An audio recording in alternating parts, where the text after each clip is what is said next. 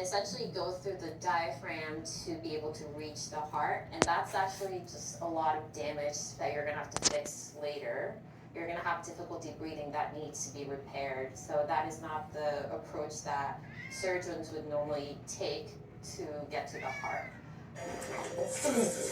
Yeah, I mean, he just did a major surgery on himself. There's actually a couple of famous surgeons that did surgery on themselves.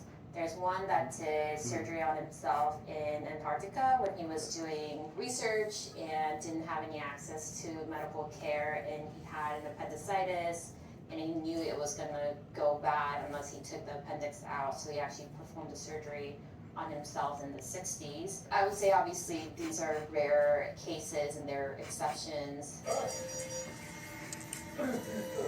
You can see that his blood pressure is very low. It's 50 something over 30 something, and you can hear the flatline beat, which I feel like is used a lot in movies and TV shows to indicate that the person has died. Essentially means the heart is not beating. He actually flatlined for a little bit, and he was still conscious while the flatline beat was happening.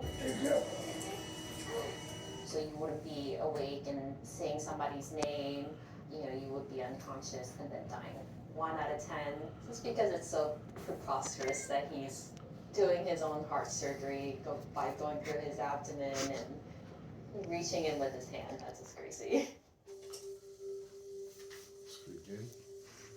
It looks like the character has a penetrating trauma to her lower abdomen. It's a little unclear how much bleeding she's having from that wound itself. The extent of the damage really depends on how deep the glass went and what structures it's affecting. Are there any major blood vessels? Is it the bowel that's being damaged from the glass? That can lead to a lot of different complications. So one of them would be significant bleeding that can lead to death. The other thing that I'd be worried about is getting an infection.